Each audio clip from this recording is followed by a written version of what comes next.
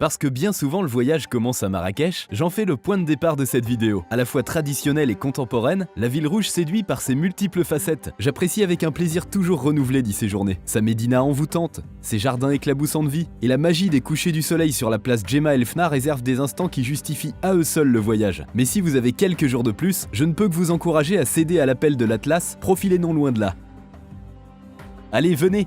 Je vous emmène bivouaquer dans l'immensité du désert d'Erkcheghaga. Les dunes à l'esthétique parfaite, les variations du soleil et les soirées rythmiques autour du feu de camp vous laissent dans un état complet d'abandon de vous-même.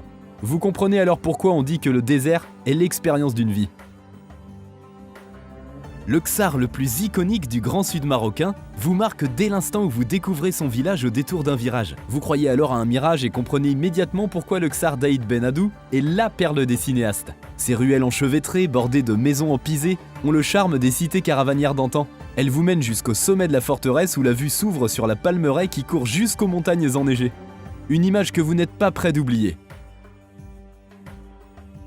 Chefchaouen ne possède peut-être pas le faste de Fès ou l'effervescence de Marrakech, et pourtant, c'est le coup de cœur de nombreux voyageurs. À peine franchi les portes de la petite cité, et vous voilà instantanément happé par le charme de ses ruelles aux 1001 nuances de bleu. Non loin du village, les contreforts du Rif abritent de superbes sites de randonnée. Je vous conseille notamment les cascades d'Akchour et le pont de Dieu que vous atteindrez au cours d'une journée de marche relativement facile.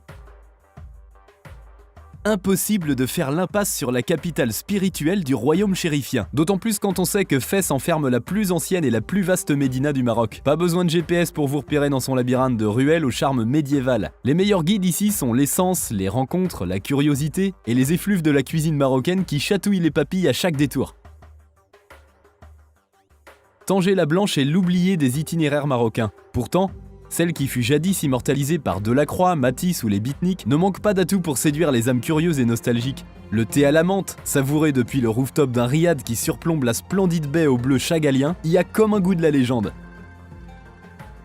On poursuit avec Rabat, entré depuis peu dans le prestigieux club du patrimoine mondial de l'UNESCO. La secrète capitale du royaume est la seule ville impériale construite au bord de l'eau. Perchée sur la Casbah des Oudaya aux airs de Cyclades, vous oubliez le temps qui passe. Rabat, c'est aussi une médina authentique, une tour Hassan iconique et des vestiges archéologiques qui ont beaucoup d'histoires à raconter. Quand le soleil décline, embarqué sur le fleuve Bourg-et-Greg à bord d'une barque traditionnelle, grave de jolis souvenirs dans la mémoire. On continue avec celle que les voyageurs adorent, j'ai nommé l'ancienne Mogador. Dressée face au flot bleu, Essaouira s'impose comme la destination parfaite pour changer de tempo. Le charme de son port de pêche, l'atmosphère tranquille de sa médina, ses ateliers d'artistes, ses spots de kitesurf et les cris des mouettes et des goélands qui virevoltent au-dessus de la Scala tout autour de vous, concourent à vous plonger dans un profond état de sérénité. Paradis du trek, le parc national du Toubkal lance un appel à celles et ceux qui souhaitent en découdre avec les sommets de l'Atlas, coiffés de neige éternelle. Pour gravir les 4167 mètres du mont Toubkal, je vous conseille de privilégier une boucle de 4 ou 5 jours minimum, plutôt que la voie classique en 2 jours. Ceci afin de vous acclimater en douceur à l'altitude. Inutile de vous dire qu'aucun superlatif n'est assez fort pour décrire la récompense qui vous attend tout là-haut. Et enfin, notre coup de cœur. C'est au terme d'une route vertigineuse que vous atteignez la vallée des Aïd Bougmez et son oasis de montagnes fertiles, perchée à 1800 mètres d'altitude. Lotie au pied des géants du Haut Atlas central, celle que l'on appelle la vallée heureuse n'a pas volé son nom. Ses panoramas époustouflants, ses villages empisés et ses sentiers de randonnée pédestres et muletiers rentrent bien souvent dans le cœur des voyageurs pour y séjourner à tout jamais. Je ne peux pas clôturer cette vidéo sans évoquer la vallée des Roses, la vallée du Dadès, celle de l'Ounila, du Dra ou du Todra. Impossible également de ne pas citer Tinegir, l'oasis de Skoura ou celle de Tigmert. J'espère enfin que mes amis marocains ne m'en voudront pas d'avoir éclipsé Asila, Meknes, Volubilis, Moulay Idriss, Agadir, Tétouan, Mirleft ou Tafraout, et j'en oublie encore beaucoup.